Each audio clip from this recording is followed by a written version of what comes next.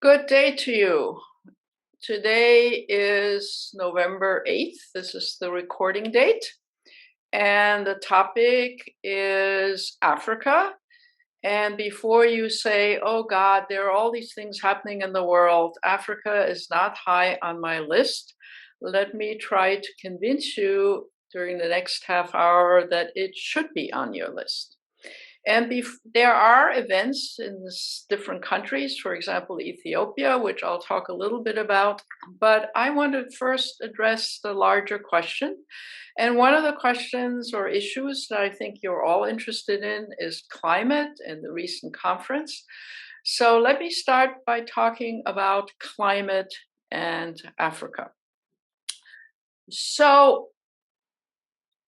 And let me echo some of the things that you might have read or heard about that took place in the Glasgow conference.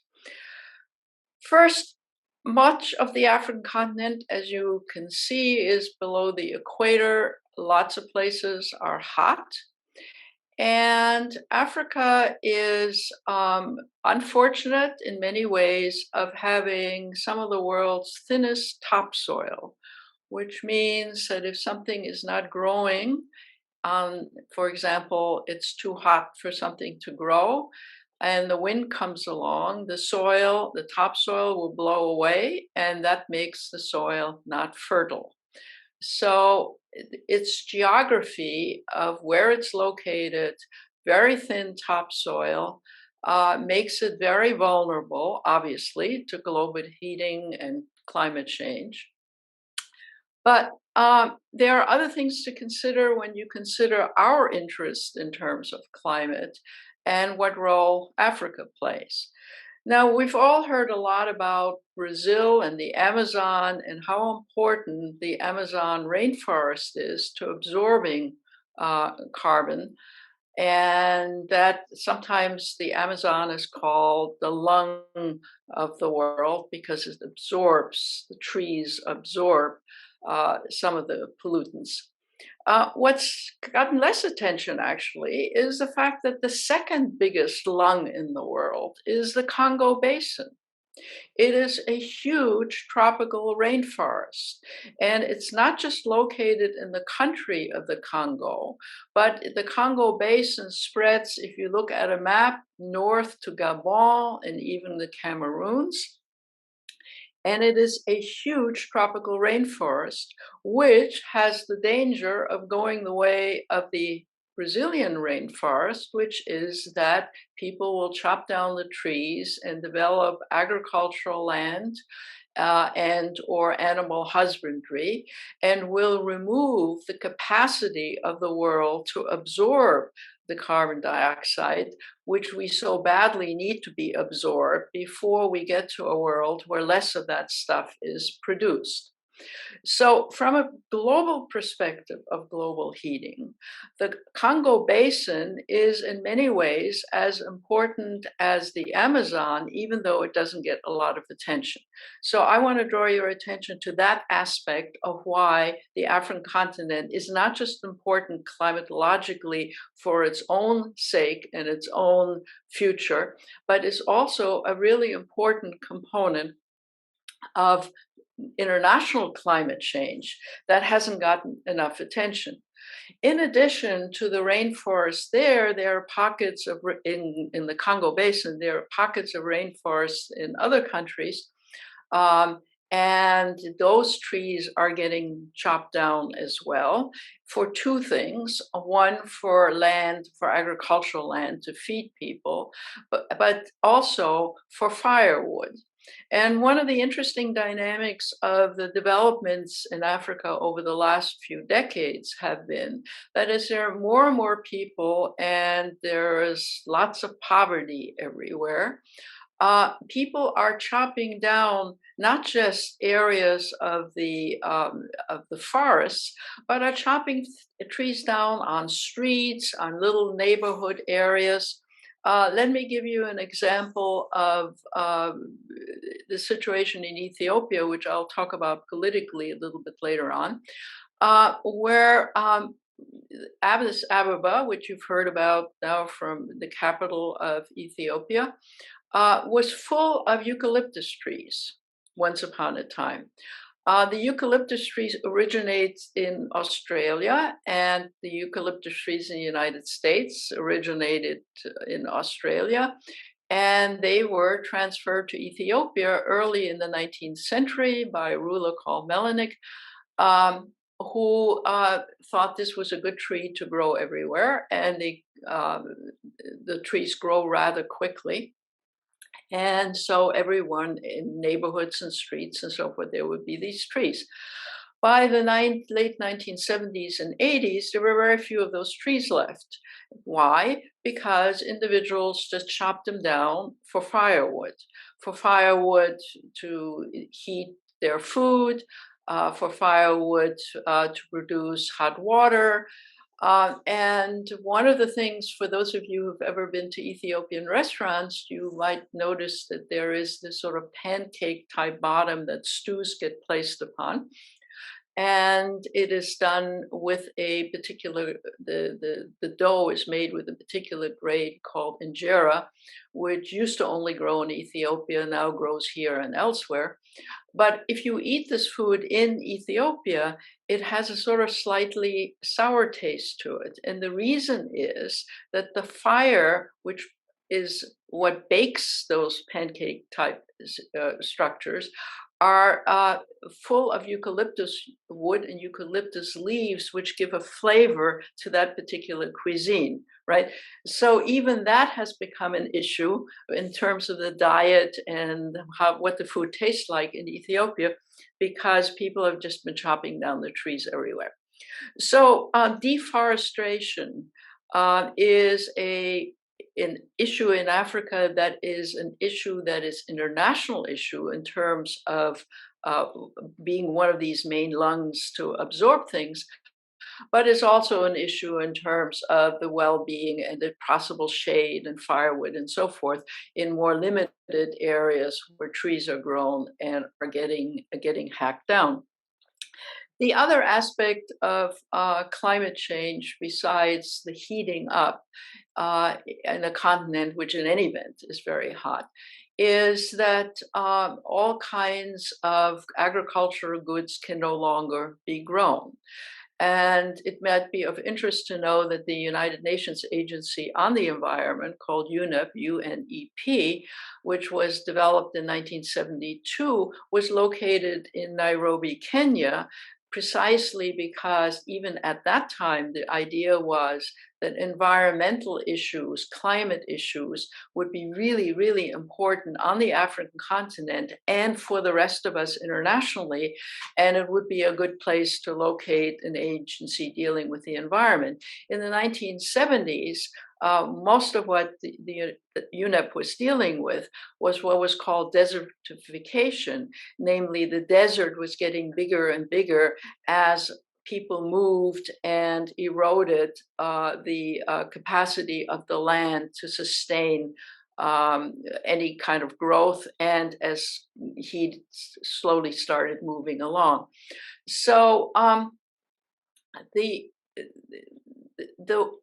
impact of both of these, that is to say, the rainforest, the movement of people or having to move because of climate change, doesn't just impact Africa, it impacts the rest of us. So even if we have no interest in Africa, we should have an interest in climate change and to what extent Africa is either contributing or helping to undermine the climate change.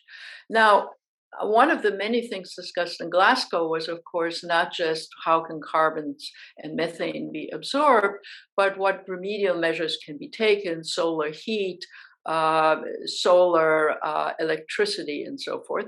And there, of course, Africa is in a very good position to avail itself, for example, of solar energy, given the temperature given the sunlight and so on.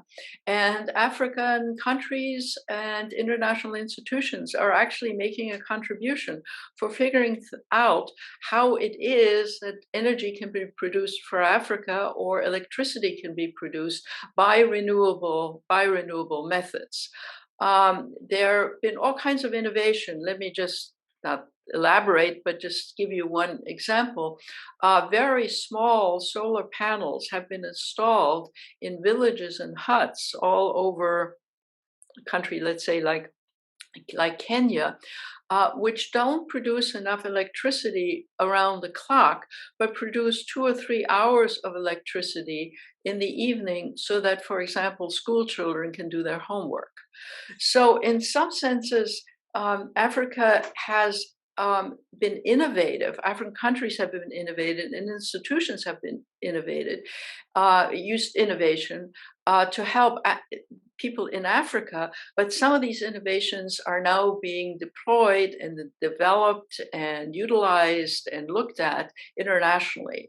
So Africa is making both a negative contribution to climate change in many ways, but also a positive one, as in absorbing CO2 carbons, as in innovations to address climate change issues.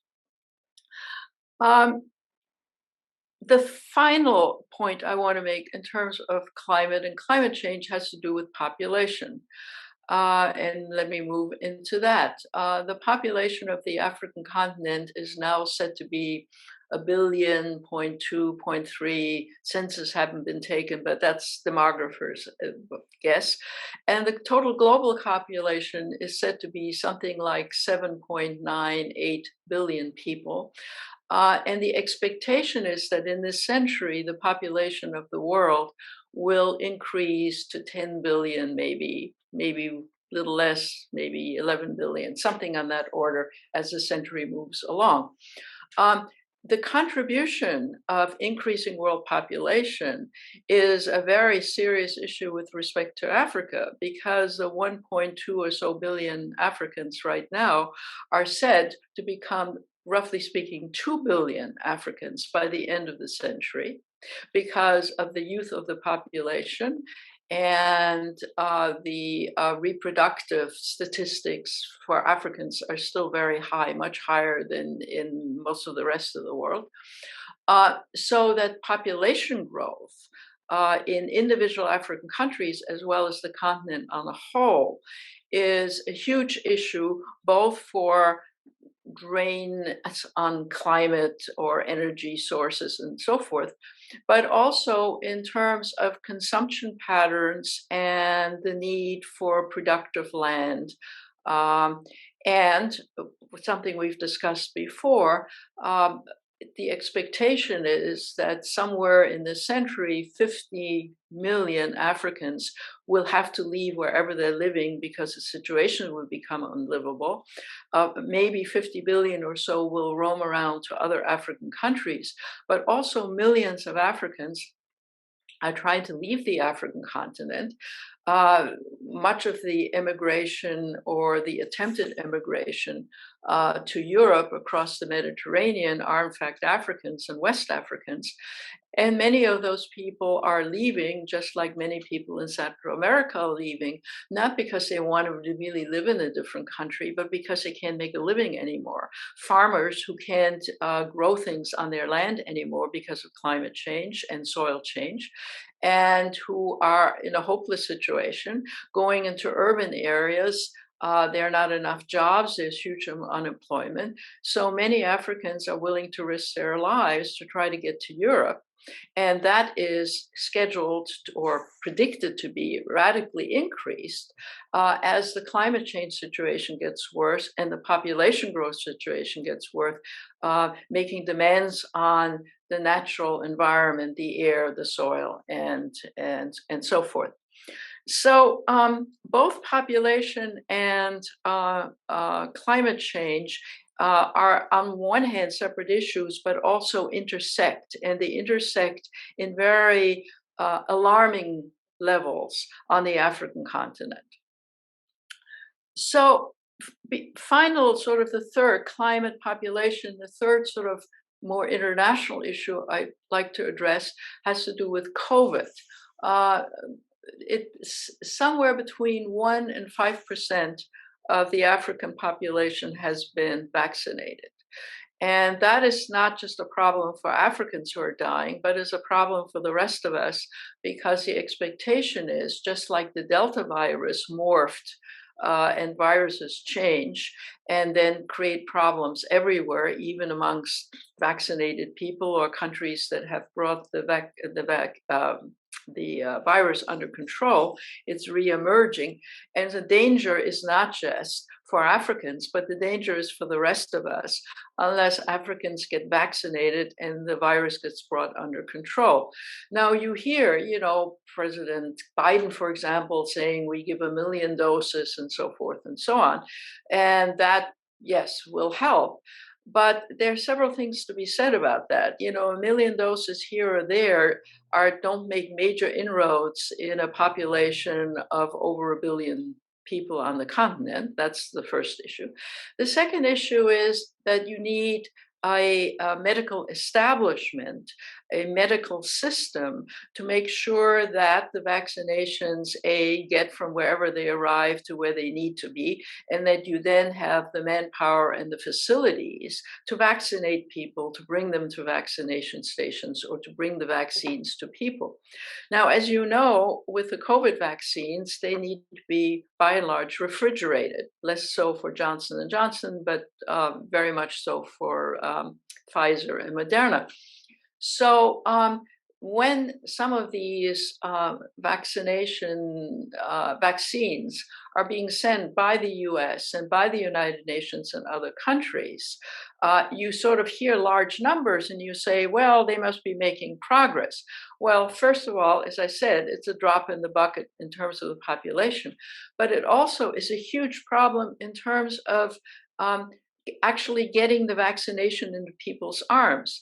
Many of the countries, including the United States, that are sending vaccines to Africa are sending vaccines that have a fairly short shelf life.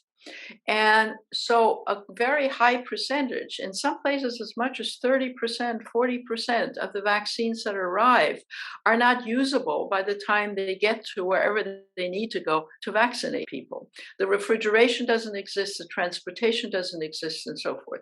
So we're talking about not just sending vaccines, we're talking about helping the continent with a health infrastructure which allows vaccines to be distributed and wind up in people's arms. So the COVID issue is not just an African issue, but it is also an international issue. I know I've said this several times, but we need to bear that in mind. Now, aside from the obstacle of the vaccines and getting people vaccines in arms, there are also public relations aspects that are needed. Just like in the US, there are people who don't want to get vaccinated. So bad publicity in some African countries has made it unlikely that people will want to get vaccinated. Here I can give you the illustration of Tanzania, where the president, who died a little over a year ago, was said to have died of a heart attack, but actually people know he died of COVID, and several of his cabinet also died, and they were said to have died of heart attacks and or pulmonary issues, and everybody thinks they died of COVID. In fact, that president, who's now been replaced, by the way, by a female president, first in Tanzania's existence, that president denied that there was such a thing as COVID. And even though people got increasingly sick and died and had to be buried, it was made a secret, and they had to be buried at night so that nobody knew. And the public relations are that this is all either a hoax or it's, the devil is messing with our brains. So there's all kind of fiction about that. So in the country of Tanzania, until recently in the new president, there was just denial that COVID was even an issue in the country. Right? So some countries have immediately said, yes, there's COVID here and people are dying from COVID. We need help. There are other countries that are in denial. They're few and far between, but there are countries like Tanzania, which is not a small little little place. Okay, so those are the three international: climate, population, and COVID, which are not just Africa-centered issues. They take place in Africa, but they impact us, the United States, they impact the rest of the world. The spin-offs of that are something that we need to take into account, and we can't just say, well, we've got enough problems, we're not really interested in Africa a whole lot. I mean, Gruhn talks about it, but that's because she's interested. That's what she used to study, etc. No, this is an international problem and recognized by the UN and WHO, World Health Organization, as an international problem and not just an African problem. So now let me get to the more local politics. There has post-colonialism. There've been a lot of authoritarian governments. Now and then there was a coup, military and mostly. But things have accelerated. There've just been quite a lot of coups in recent years. In recent times, not just years, last year, last 2 years. So the politics of African countries have gotten more unstable. And while a lot of countries have not had coups, they have authoritarian leaders which have elections, but the elections are sort of phony elections like you have in Russia and other places. Where the format is to have elections, but the consequence is that some authoritarian leader just stays into office. But now, more recently, we're having sort of very serious issues in important countries. So let me talk a little bit about three places: the Sudan, Ethiopia, and South Africa. The Sudan, you may have read or heard on the TV, has had a military coup. The military's taken over. Big demonstrations are taking place. It is geographically located in an important place. The US and other countries thought the Sudan was somewhat sorted out when the Sudan split into the Sudan and the Southern Sudan, because there had been years of civil war between the two of them. They had the northern Sudan now, had a dictator here. He was ousted. He was ousted by the military, but the military and the civilians set up a sharing government situation. And the military has now knocked out the civilians and has taken over. It's a big country. It's an important country. Its location is important. And the US, from the US perspective, is very involved because, among other things, we were the largest donor to the Sudan, helping Sudan in its process of democratization. So this has not come to any conclusion. Whether the military will back off at the moment looks unlikely. Lots of demonstrations for democracy, people getting killed. Stay tuned. Not too far away is Ethiopia. Ethiopia is a unique African country. First, it's the second most populous country in the world, in Africa. The most populous country is Nigeria, which has a population of 206 or 7 million people right now, set to double, by the way, in this century. 1 out of every 5 human beings will be an African somewhere in the century. It is predicted, giving birth rates and so forth, and a big chunk will be Nigerians, both in Africa and internationally. But Ethiopia is the second most populous country in Africa, with about 115 million people. And it's important in many ways. It is culturally different than most of sub-Saharan Africa. It has a different kind of history. It is a country that was considered really important in the decolonization years, because both the radical governments, for example, and Nkrumah, and the more conservative governments in other countries decided that Ethiopia was somewhat neutral, and therefore a number of important international institutions located in Addis Ababa, Ethiopia. The United Nations Regional Organization, UN has a regional organization in all regions, is located in Addis Ababa, and the African Union, that is to say the embryonic idea of a united Africa, is also located, not to mention lots of specialized agencies. So for a long time, since the 60s and 70s, the Addis Ababa in Ethiopia has been a focus for international activity, not just in that country, but for the rest of the continent. And while Ethiopia looks very coherent and seems to have a fairly long history, if you look more closely at Ethiopia, it is in fact made up of lots of ethnic groups. And at various times, post His Imperial Majesty Haile Selassie, after that you had a Marxist government, and then other governments have tried to, through force in various ways, to keep that country and the various ethnic groups together.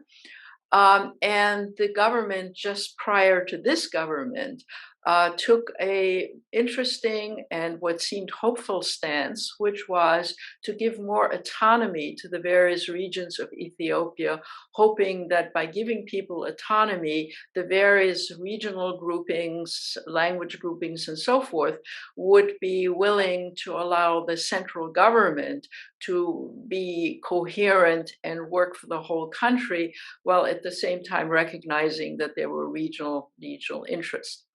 So then the next president is the current president, who Abiy, A-B-I-Y, Abiy, who, as has been trumped in the Western media, won the Peace Prize for having made peace with Eritrea. If you look on the map, Eritrea is above Ethiopia.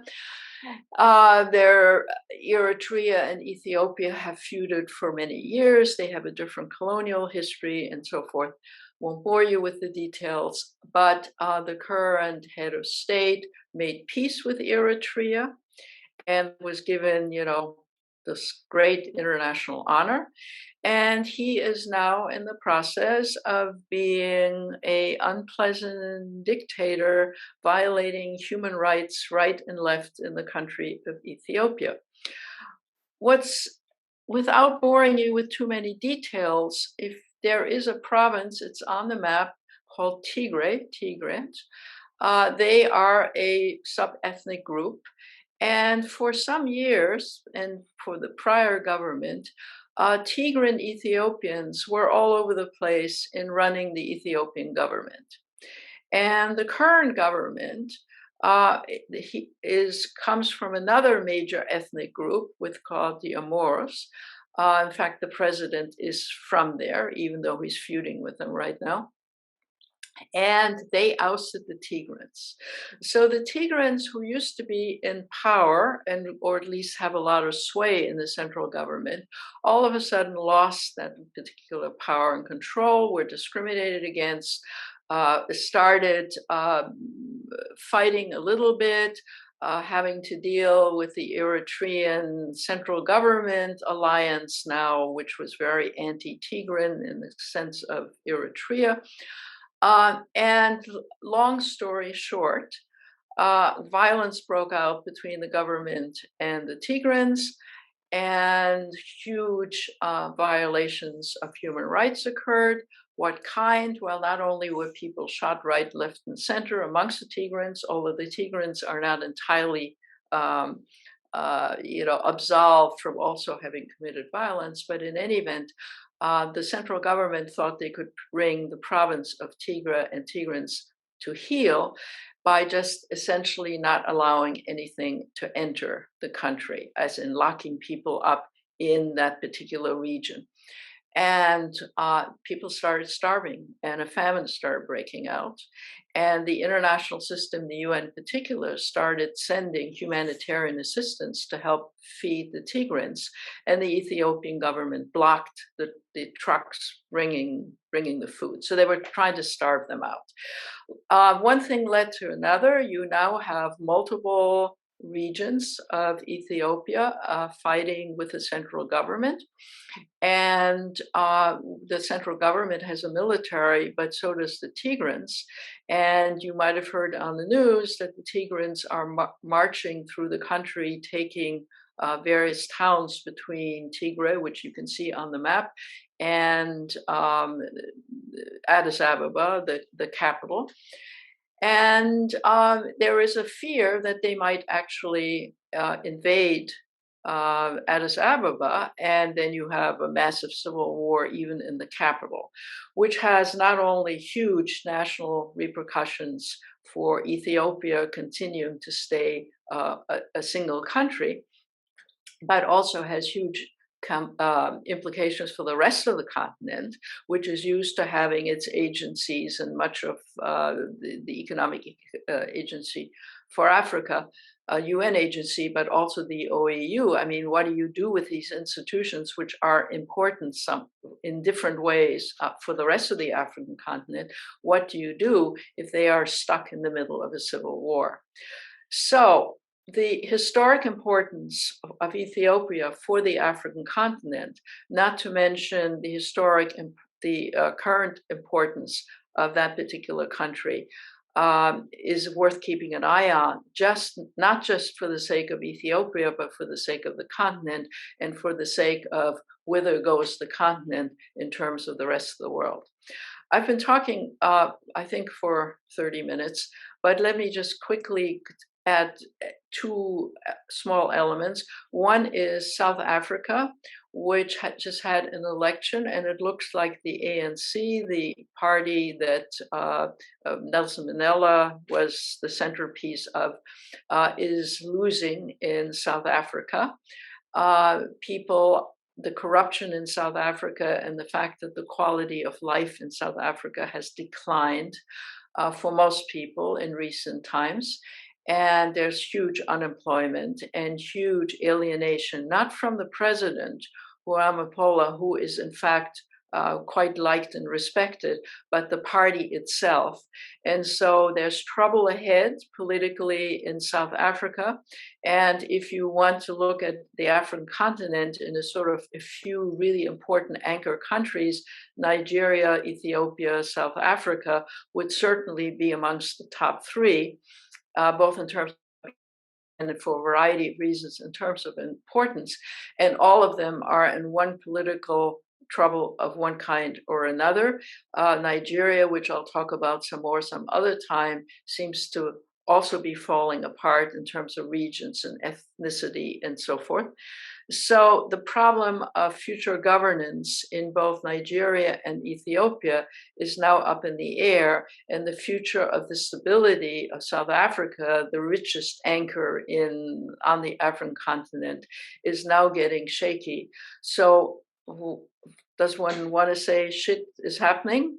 And it is not just a local African problem, it is a problem which has to do with climate, with COVID, with the movement of population. It's a massive continent. It has a big impact on the world, present, but even more so in the future. We ought to pay attention and not decide, oh, well, that's some kind of dark continent, black water that we don't really have to think about. Thank you very much for listening. See you again in 2 weeks.